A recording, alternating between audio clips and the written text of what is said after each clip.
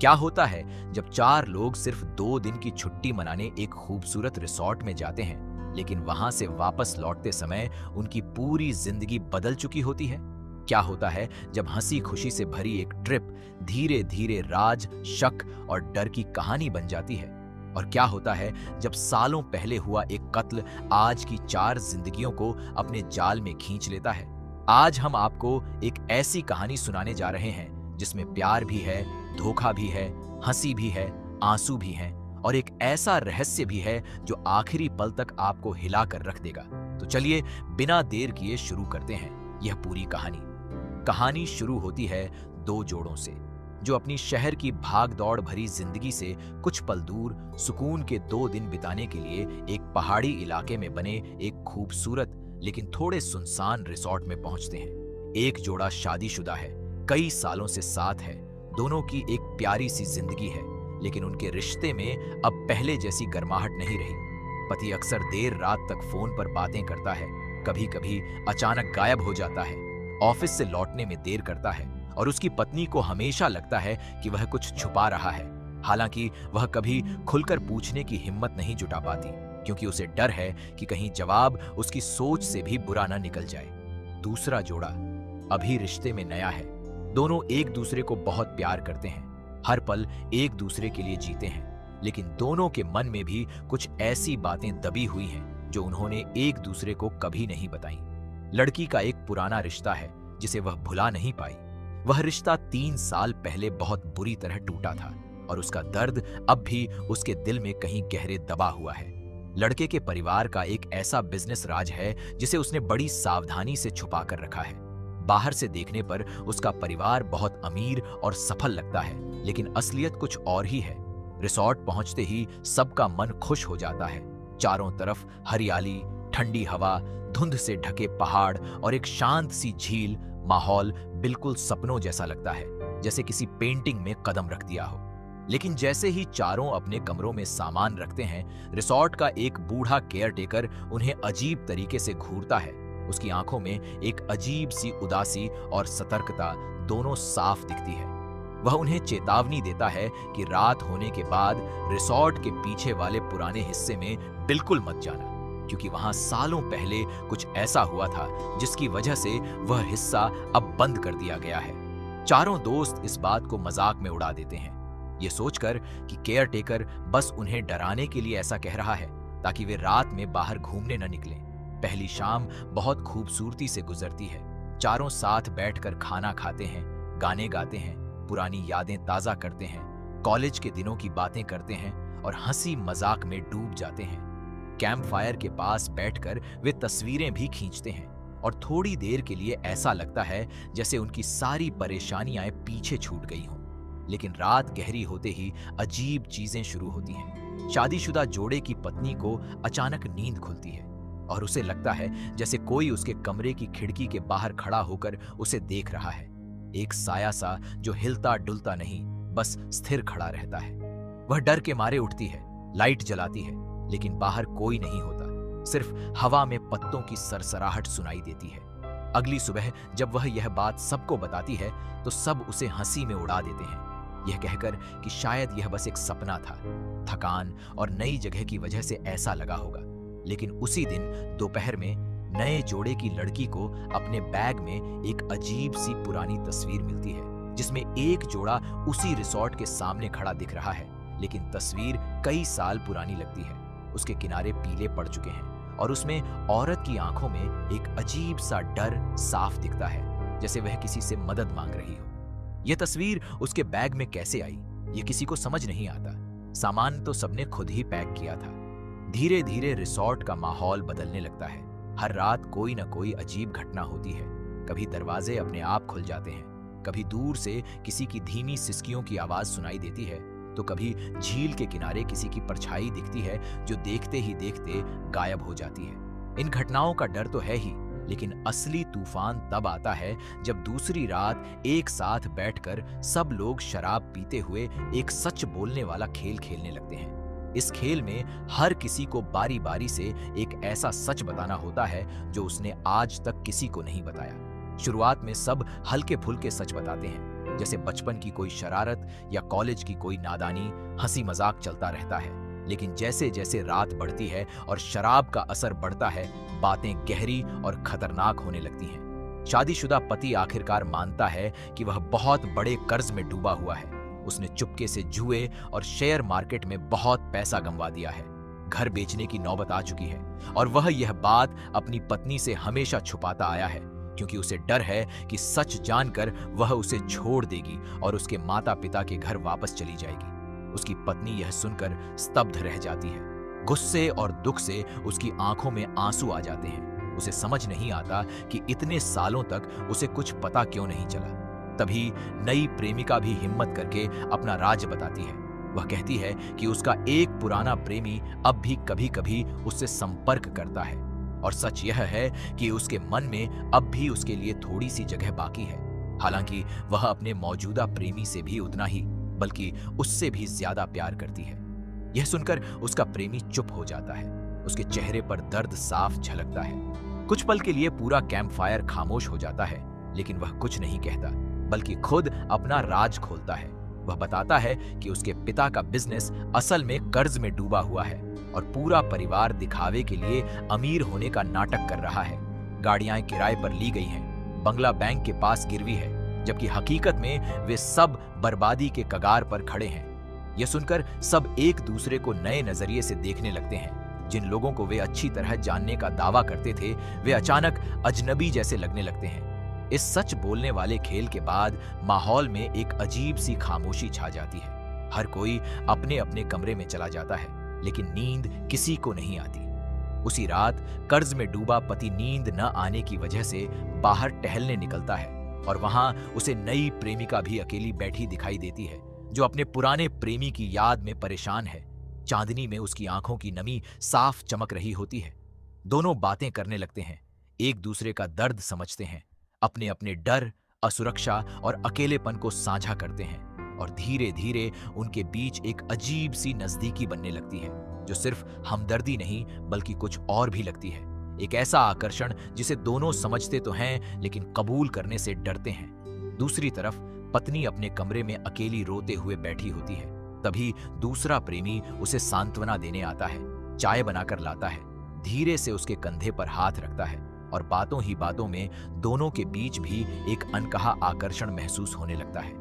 यहाँ से कहानी एक नया मोड़ लेती है, जहाँ चारों के रिश्ते उलझने लगते हैं, दिल की धड़कनें बदलने लगती हैं और हर कोई अपने अंदर एक अजीब सी उलझन महसूस करता है। न चाहते हुए भी दिल किसी और की तरफ खींचता महसूस होता है।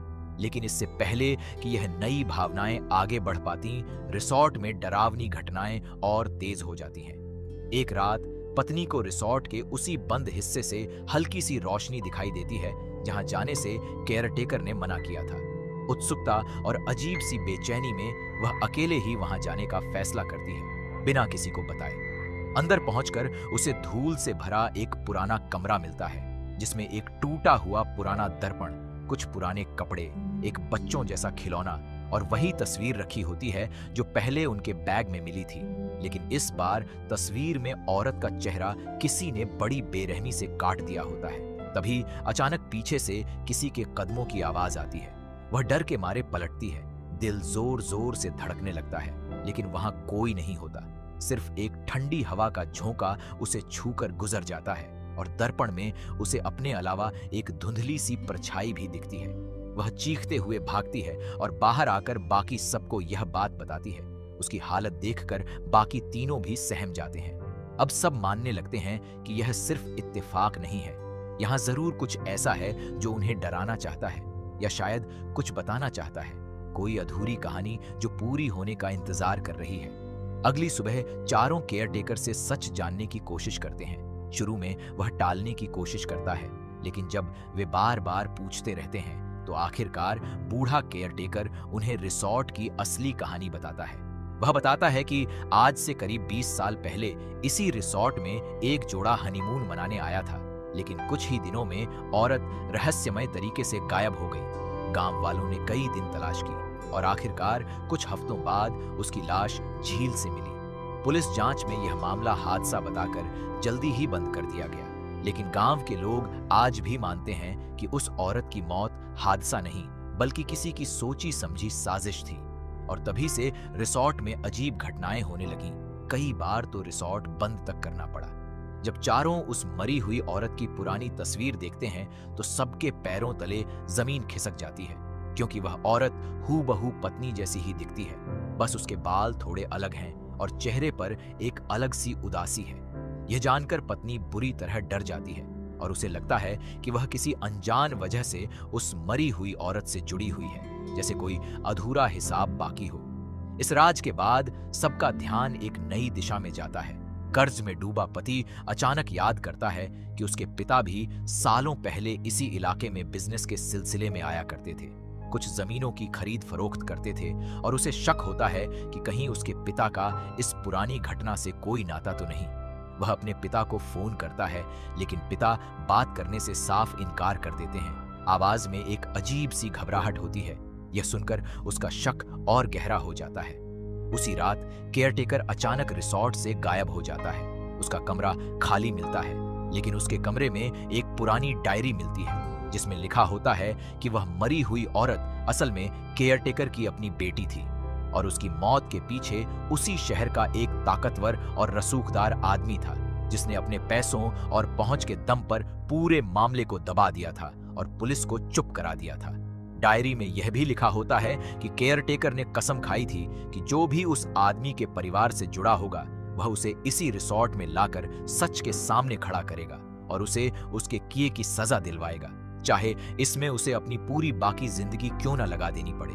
यह पढ़कर सब समझ जाते हैं कि उन्हें यहाँ लाना कोई इत्तेफाक नहीं बल्कि एक सोची समझी चाल थी।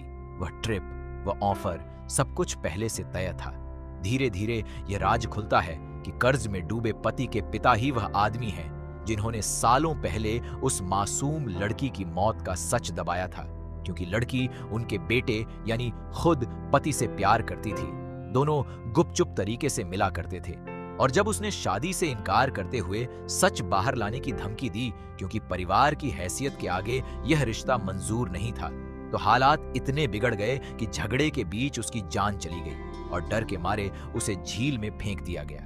यह सुनकर पति पूरी तरह टूट जाता है। उसे विश्वास नहीं होता कि उसका अपना परिवार इतने बड़े गुनाह में शामिल हो सकता है। वह घुटनों के बल बैठ जाता है। उसकी आंखों से आंसू रुकने का नाम नहीं लेते। उसी पल रिसॉर्ट के पीछे वाले बंद हिस्से में तेज आग लगने की खबर आती है। धुआं आसमान में फैलने लगता है और चारों दौड़ते हुए वहां पहुंचते हैं, जहां उन्हें केयरटेकर हाथ में पुरानी तस्वीर ली खड़ा दिखता है। उसकी आंखों में सालों का दर्द और गुस्सा साफ झलकता है। वह मशाल लिए पुराने कमरे को जला देना चाहता है ताकि यह दर्दनाक कहानी हमेशा के लिए मिट जाए। वह कहता है कि वह अपनी बेटी को इंसाफ दिलाकर ही चैन से मरना चाहता है, लेकिन वह किसी निर्दोष को नुकसान नहीं पहुंचाना चाहता। इसीलिए अब वह सब कुछ जला देना चाहता है और खुद भी उसी में खत्म हो जाना चाहता है। पत्नी हिम्मत करके आगे बढ़ती है, धीरे धीरे उसकी तरफ कदम बढ़ाती है और उससे कहती है कि सच को जलाने से इंसाफ नहीं मिलता, बल्कि सच को दुनिया के सामने लाने से मिलता है। आग में जलाकर सच कभी नहीं मरता, वह और गहरा दबा रह जाता है। वह उसे यकीन दिलाती है कि वे सब मिलकर असली सच बाहर लाएंगे और उस ताकतवर आदमी को कानून के कटघरे में खड़ा करेंगे, चाहे इसमें कितना भी वक्त क्यों न लगे। केयरटेकर की आंखों से आंसू बहने लगते हैं, हाथ कांपने लगते हैं और आखिरकार वह अपने गुस्से को शांत करता है। मशाल नीचे फेंक देता है और घुटनों के बल बैठकर फूट फूट कर रो पड़ता है। सालों का दबा दर्द आखिरकार बाहर आ जाता है। अगली सुबह चारों दोस्त पुलिस को पूरी कहानी, वह डायरी और तस्वीरें सौंप देते हैं, जिससे सालों पुराना मामला फिर से खुल जाता है और आखिरकार सच्चाई की जांच शुरू होती है। मीडिया में भी यह खबर फैलने लगती है। पति खुद आगे आकर अपने पिता के खिलाफ गवाही देने का फैसला करता है, जानते हुए भी कि इससे उसका पूरा परिवार, उसका नाम, सब कुछ दांव पर लग जाएगा। लेकिन वह समझ चुका होता है कि सच से बड़ा कोई रिश्ता नहीं होता। इस पूरी घटना ने चारों को अंदर से पूरी तरह बदल दिया होता है।